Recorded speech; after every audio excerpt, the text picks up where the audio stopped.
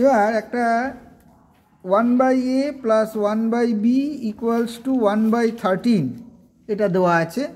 a greater than 0, b greater than 0। এবার আমাকে একটু দেখিয়ে নে, a greater than 0, b greater than 0। তাহলে find the value of a and b। তাহলে কী করে করবে? Find the value of a and b। তাহলে এটাকে সলিউশনটা করছি, দেখো 1/a plus 1/b equals to 1/13। তাহলে এলসিএম করলে কি হবে? A B LCM, b plus A equals to 1/13 or 13a plus 13b equals to A B. তাহলে সব ওদিকে নিয়ে যাচ্ছি, A B minus 13a plus 13b minus 169 equals to 169।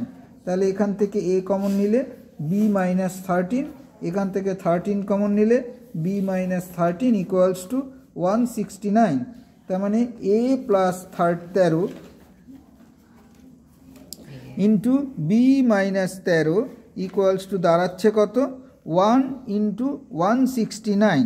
এটা কম্পেয়ার করে নাও। তাহলে a plus 13 equals to a minus 13, এটা হচ্ছে এটা মাইনাস 13b, এখানে মাইনাস হবে, তাহলে দুটোই মাইনাস হবে। a minus 13 equals to 1, a equals to তাহলে 14 হয়ে গেল।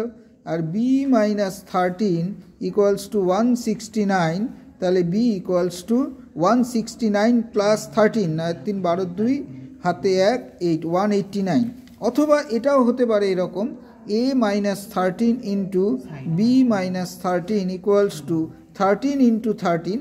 তাহলে a minus 13 equals to 13, a equals to 26, b minus 13 equals to 13, b equals to 26। এইভাবে এই সলভগুলো তোমরা করতে পারো। যদি চ্যানেল ভালো লাগে তাহলে আমার চ্যানেলটাকে লাইক আর সাবস্ক্রাইব করো। ম্যাথ অলিম্পিয়াডের ঠিকই প্রবলেমগুলো আমি ধারাবাহিক ছাড়তে থাকবো, তোমরা সবাই এটাকে ফলো করো।